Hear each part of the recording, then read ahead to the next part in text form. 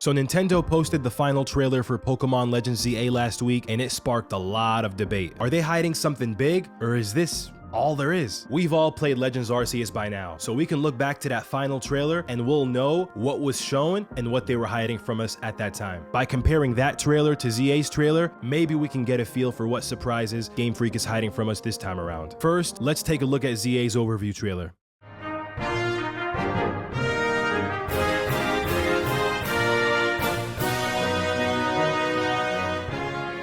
This trailer gives us a pretty comprehensive look at what seems to be the gameplay loop. You catch Pokemon during the day, and you fight trainers at night through the ZA Royale. The main features on display in this trailer include the new real-time battle system, ZA Royales, Rogue Mega Evolution battles, and the addition of multiplayer link battles. In terms of traversal, we see the player walking across the map and using the Rotom Dex to jump across buildings. Although in previous trailers, we do see the ability to teleport from the ground floor to the rooftops. Biome diversity isn't really highlighted that much in this trailer either. It's mostly just the city, but we do see one scene where characters are battling indoors.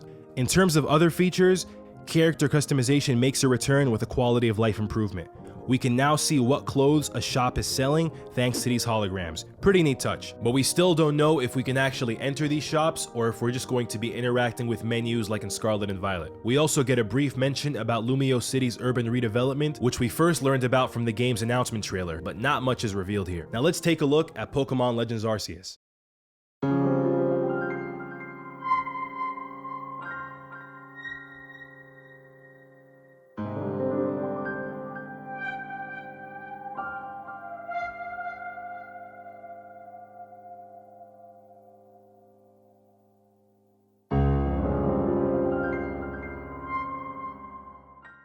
Now I'm not gonna sugarcoat it, y'all. They showed a lot of stuff in this trailer. In fact, having played Arceus, I'd go so far as saying they pretty much showed the entire gameplay loop and then some. Right off the bat, every one of the major biomes were shown here, from Obsidian Fieldlands to Alabaster Icelands. I was honestly surprised because I don't remember feeling that spoiled about the locations in the game. But yeah, they were all on display here. Now the majority of the trailer centers around the Pokédex. We learn in detail how you as the player are conducting research on behalf of the Galaxy Expedition team, and you do so by filling out your Pokédex. By catching and fighting Pokemon, you gain more research entries for the Pokédex, and they straight up show the UI. Like you can see how catching multiple Pokemon of the same species, big or small, and seeing them engage in certain attacks will give you entries. We can also see the player ranking up by reporting to Silene and earning stars for Pokédex completion, something that takes place throughout the game. We also get a good look at character customization and going to shops for buying items and crafting materials. We also get a quick glimpse at the base camp that we embark from when going on expeditions. So they showed a good amount, but there's also a lot that they straight up just hid from us. For example, only 3 out of the 5 main traversal methods were highlighted: riding with Word Deer, surfing with Basculegion, and flying with Braviary. But we don't see Sneasler, which helps us climb, and we don't see Ursaluna, which helps us look for hidden items. And in terms of characters, barely any of the major characters were shown. Sure, we had some of the Jubilite villagers and the Galaxy Expedition people, but Volo, who plays a major role in the game, was in the trailer for like 0.5 seconds. And don't even get me started on the Diamond and Pearl clan leaders. They're in the trailer, but they're barely highlighted. Hell, many of the Wardens weren't shown in the trailer at all, and they're in the game as early as 5 to 10 hours in. Not to mention Kojita, who plays a major role in the second half. Ingo, you know, the subway guy from Black and White, he's not in the trailer at all. And in terms of Pokemon, a lot of the new Hisuian forms were not shown in the trailer. And with boss fights, we got a little bit of the Cleaver fight teased, but that's the first fight in the game, and they hid all the other boss fights until we actually played the game. With Legends Arceus, we can see that most of the gameplay loop and world were detailed extensively, but major story beats, characters, some of the traversal options, and several Pokemon remained hidden throughout the game's promotional cycle. Now, the game centered around exploration and filling out the Pokédex.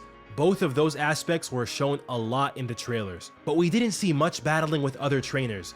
And since battles were few and far between in the actual game, it made sense why they chose to keep that aspect of the game a surprise. Like, bruh, there's literally only one trainer battle in the whole final trailer, and it's for a split second, and it's not even with a major character.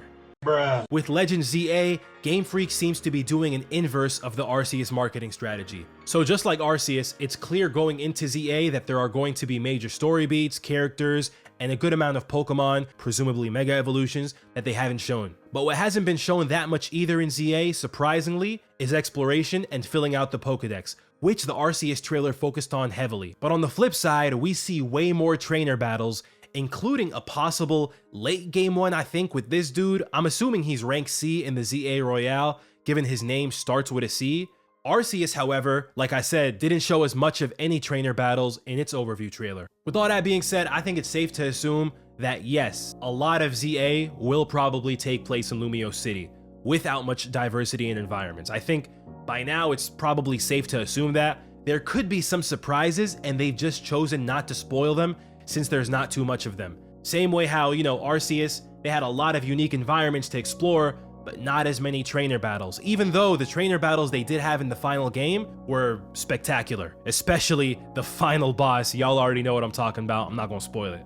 But there's one wrinkle in all this that I just can't shake. Arceus' trailer got the point of the game across much clearer than ZA. We walk away from this trailer with the theme of the game summed up. Pokemon are dangerous creatures, and it's your job to conduct research on behalf of the village.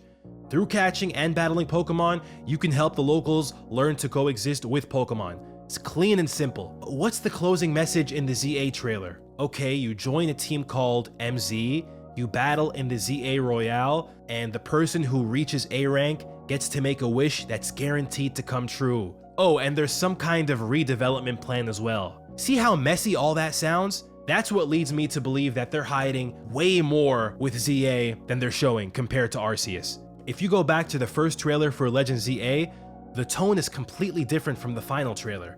In this trailer, the urban redevelopment is front and center. I think this is supposed to be the main point of ZA, but for whatever reason, they barely touched on it in any of the trailers afterwards, and they focus more on the ZA Royale instead. Maybe that's because climbing the ranks and having this battle system where, you know, you fight trainers at night, maybe that's a bit more marketable, but that's the part of the game that takes place at night. I'm assuming that the redevelopment stuff takes place during the day, and they barely show any of that in the final trailer. I got so many questions like, how does the urban redevelopment work? What do you do as the trainer to help? Do you catch Pokemon and assign them to do jobs to redevelop the city?